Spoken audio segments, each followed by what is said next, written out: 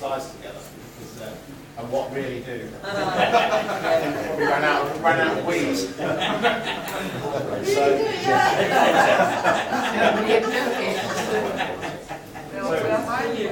Robin, press the button. It's working.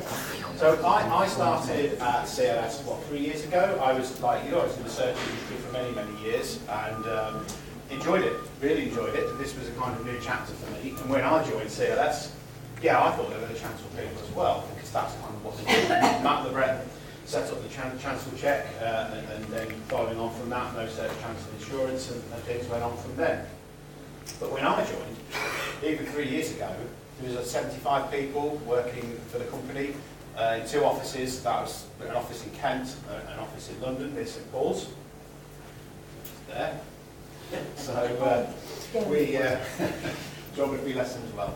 So now it's 135 people, and our expertise has spread massively. And I think what's important is that anyone can tap into our expertise, and it's not all chancel, it's not all insurance. There's some amazing things going on in the company, and it's not even one company. We have CLS Property Insight, who's who I work for. We do online legal indemnity insurance, amongst other things, and that's based in West Malling in Kent. We have CLS Risk Solutions, which is the office based in St Paul's in London, and they do the very high risk development indemnity insurance, such things as rights of light. And when I say tap into things, Chris Green, who just joined our company, he was working for a search provider, and he spotted an opportunity with one of his law firm clients with a developer.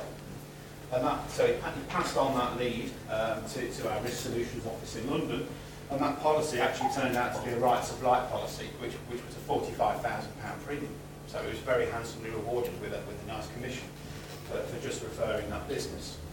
And there's a lot of things, but you wouldn't know this because no one's ever told you. You know, it's kind of, I'm just scratching the surface today, just trying to give you a broader insight into kind of some of the things we do. Another interesting one company is CLS Data. Now, not a lot of people know that CLS are the largest data holders of spatial data in the UK at the moment, and they supply a lot of people in the industry, including Airbus nationwide. Airbus don't make planes, they do a lot of things, and they also do a lot with data and satellite navigation, etc. So we've partnered with all these people, and it's really, really exciting times for us. But CLS Data, they will provide data for anyone at all. I mean, we're working with some of the things they're currently working on is we've been doing something called DDA, Due Diligence Assist. And that is where you have an investor who's dealing with a large portfolio of properties. They do all of the title interrogation, multiple title interrogation on that one site. And that could be up to 30 flats, 30 properties, all in one chunk. So you're saving the law firm kind of 300 hours of labour, and it comes in one report within a couple of hours. So it's really clever stuff. The other part of our business, which isn't on the slides, is CLS Europe. Now, in Europe, as you might know, they're far, far more advanced than us with renewable energy. So they do a lot of wind farms. I mean, it's probably, I'm talking about Europe, it's probably not that relevant to you, apart from Fiona, who spends most of the time there. But what happens is that in Europe, there's loads and loads of solar and wind farms, particularly solar.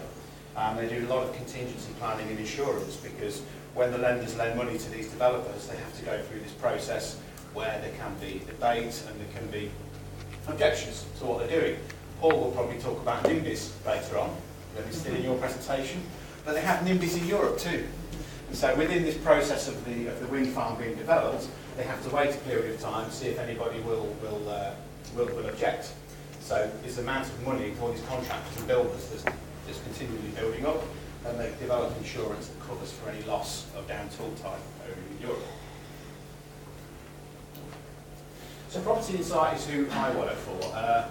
We're making positive changes in the marketplace. I think we're kind of the same as IPSA. We're still big believers in customer service and obviously speed.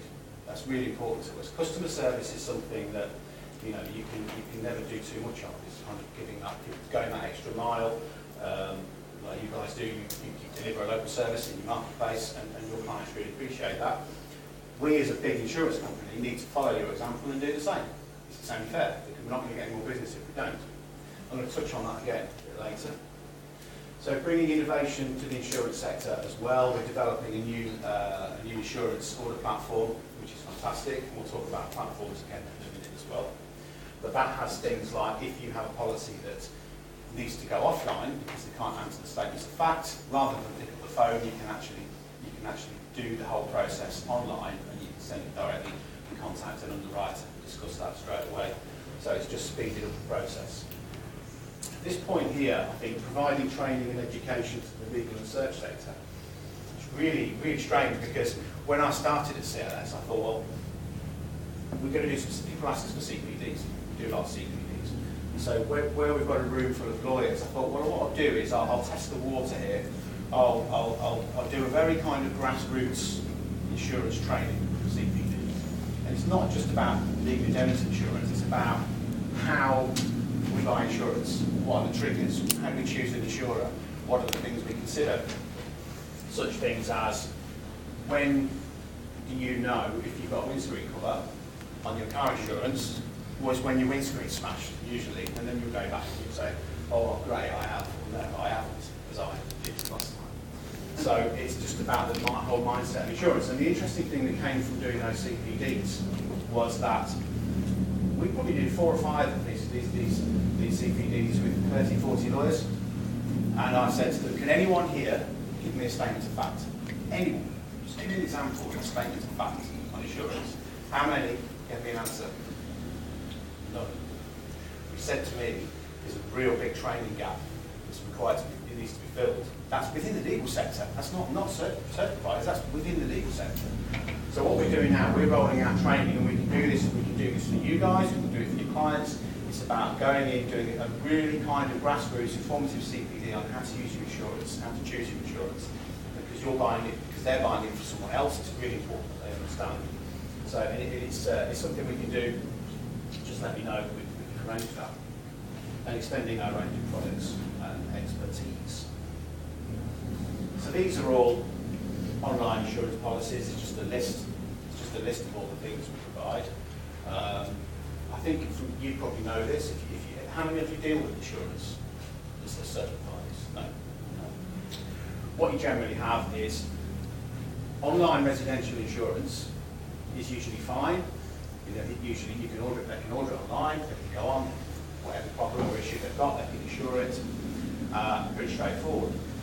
But when it comes to commercial lawyers, that's when it usually goes offline. That's when it usually becomes bespoke, because the transactions are slightly more complex. Sometimes the statements of fact really adjusting, or they can't agree to them. So that's where things the premiums get a lot higher, because there's manual intervention. And for you guys, if you are selling insurance, or you're referring insurance, that's where the money is. That's where the commission on the bigger premium, as the right supply, for example. Okay. So that's risk solutions, which we've covered. So they're based in London. They cover all of the high-end development risk. The group services. This is an interesting one. I had some sort of email conversation with Andrew. We group services provide services outside of the insurance industry, so such things as IT, HR, compliance. There's a lot of these things and provide this service. And of course, we've been busy developing our own new insurance platform. So it got me thinking, could that be developed? Because it is very, very advanced. Could that be developed for other people? Could it be developed as a search order platform? Yes, absolutely it could. Because it's already got state-of-the-art mapping, etc. One of the things, once again, we've been working with the data. We've been working with how many of you kind of do a lot of new builds? Quite a lot. One of the things our system will have on it, we've been doing this for Barratt Homes, believe it or not, is a new build button. And that new build button, if you press it, it will give you drop-down boxes. Who's the developer? What's the site? The list of all the sites. And then once you press that, it comes up with the plots, that actual development site. And you click on the plot, that's it. Then you just go ahead and you process it. It's that simple. But it's taken a long time because because CLS data have had to harvest all of this data. We've piloted it with Barratt and they think it's fantastic, and the lawyers that are using it think it's fantastic. Okay, so that's something we could possibly put in it. But what I will say at this point, in terms of IPSA, I don't want to come here and offer you something that's ready-made. I would rather you put your suggestions in to Andrew or me. Tell us what you need. What are the pressure points in terms of IT and platforms, and we'll see if we can build it, or we can adapt ours to kind of do that. The other thing was kind of intertrades. I worked at PSG for 5 years, and that whole business model was built upon intertrades with different offices. It just made their reach a lot more, and it was obviously added a bit more profit to the business as well.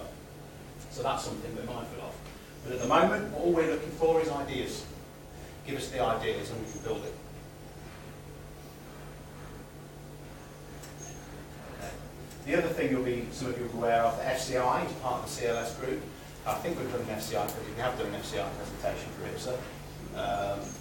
FCI reports, environmental reports, started in 2014.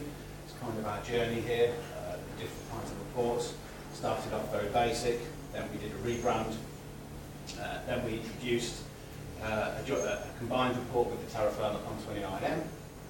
We've recently introduced the commercial retail report, which is just for shops, which is a very affordable commercial environmental report specifically for one purpose. And very shortly we're releasing a brand new report, which is the Premium Plus planning. And together with that will be a separate planning module as well. Okay, so we're continuously trying to push things out, but without kind of being too complicated and having too much choice, just kind of adding value to the reports where we can. We're the only environmental reports that contain a guaranteed £100,000 warranty on remediation, contaminated land remediation, and that's covered for 6 years on all past reports. So it's going well. We've got a good foothold in the marketplace now. So if you're not aware of FCI reports, don't use them. Neil Woods here, who's our in-house expert on environmental matters, chat with him and he can send you examples and set something up in terms of providing you with some more information. So how do we help IPSA? Well, there's lots of ways. I'm just giving you a kind of very high overview of kind of what we do at CLS. But I think you can probably see now we're not just chancelled. We are innovators. We do a lot of things. We feel that we should be giving something back. We should be helping you guys. We can help IPSA in many ways now. You could actually become, as Andrew pointed out, you could become a non-regulated introducer of CLS. There's various different types. If you want to work with insurance, you become an AR, which is slightly more complicated, an appointed representative, but that means then you're sucked into the whole FCA regulatory thing, and you have to be audited, etc. But the easiest way to make money from insurance is a non-regulatory introducer of CLS, where you fill out a few forms. I think it was a few forms. Was it a few forms? It's only a couple of forms. The process we're still working on to streamline it in terms of capturing as much opportunity for you as we can. But basically, you introduce CLS, that's tagged, you have an account, and you pay a commission on every insurance policy that's bought from the people you introduce it to. So I can give you a business card. I'd say at this point, if you fancy being involved with that, just drop me an email and we'll set that up for you. It's very easy, it's very hands-off in terms of your involvement, but we'll give you all of the kind of literature you know, to people. I just say that, yeah. I mean, I found it was for one particular client who wanted indemnities, and we said, right, we'll get in touch, and then we didn't realise about this easier way of being an introducer, of not being FCA regulated. So we did all that. And then when I started talking to other clients on my regular visits to see them say, what do you do for your indemnities at the moment? And they were all of them saying the same sort of thing. Oh, we use 2 or 3 different firms. We do, we've got different logins. We've got different accounts. I said, well, I said, look, here's the whole list in this lovely little booklet that they've got, and the little orange booklet. Yeah. But it's better online because, of course, it's up to date. But I said, just look, it will show you. Look at all the policies. How many conveyancing policies are there? 60. Yeah, it's about 60. And they said, right, brilliant. They said, so that means one account, one bill, one login, one password, all from one place, and loads of them. Just bit my hand off and said, yeah, please get us set up. It just makes your client's life easier, which is what it's all about. Yeah. If you contact me, I'll let you know more about it. I'll give you the kind of guidelines as to what you can and can't do. So I'll start talking about individual policies, but you can say, as Andrew said, you can say, yes, we recommend CLS, that's fine. We'll do the rest for you. We'll speak to you about that. But it does, what it does mean is then ongoing, any kind of income or any policies that are bought, you earn off that. So, mention the platform, and I think it's important. I mean, I don't know. I was here probably when the last one was in Milton Keynes, I think, when you were here. Yeah. And there were some guys, including Richard, and they were showing you some different platforms and things. I'm not saying ours would be the kind of all singing, dancing, the solution to everything. But all we're interested in is what's actually needed, because we actually do understand that in the search market, the people you're competing against now are going into case management systems, okay, and that will become more and more as time moves forward. Now, that kind of leads me nicely on to where we see the market, because we deal with search providers and resellers, we deal with all these people, so we kind of have a very broad view of what's happening in the market. One thing I noticed, having come from PSG and having worked as an estate agent back in the day as well, is technology rises, service levels drop. That's what I've seen. I've heard things. I've heard feedback from people that says, yeah, we've got all this fantastic technology, everything's combined, everything works together, but we never speak to the same person. I mean, we don't get the service we used to get. It just seems to be kind of an imbalance between new exciting technology and actual face-to-face, let's deal with these problems and customer service. And I think that's really important. So, the kind of search case management system culture is making change difficult in terms of grassroots business that you want to do. Technology is replacing human intervention, creating a fall in traditional service levels, as I just said. Not everywhere, but I think some people just push it out.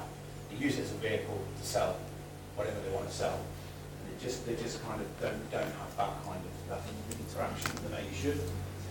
I think there is unrest and chaos within some big search providers. Lawyers are far from stupid. Becoming more business savvy. I've seen that as the kind of older generation retire and the younger generation come in. Yeah, I mean, meetings and negotiations with lawyers do become more difficult. Yeah. Yeah. You need something to do about that, though, with lawyers are far from stupid. Yes, I know. Yeah, so I need to use grammar check. Yeah. So, I think there is a perfect blend between technology and traditional service values, but it's the service values that come first.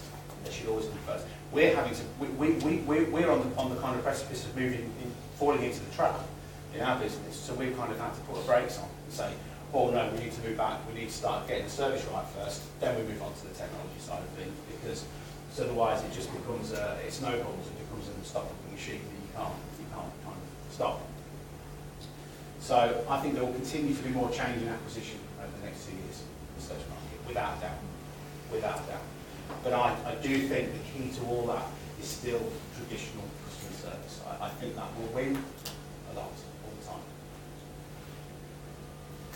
time. Just a brief, quite apt, I was following PCCB, just a quick statement on our position. We're an insurance company and we're an environmental company as well. We're staying in COPSO, we're not leaving. We feel we can still add a lot of value to the members. We see it, we agree with its core principles and what it's trying to achieve. There's absolutely no reason why we would leave. People who've left have their own reasons for leaving. We're not part of that, so we're staying and we're committed to COPSO. And that's been done. So if you want to get a business card or speak to me later, we can talk about insurance and FCI, etc. So yeah, I'm sorry about the bad spelling. The laxatives.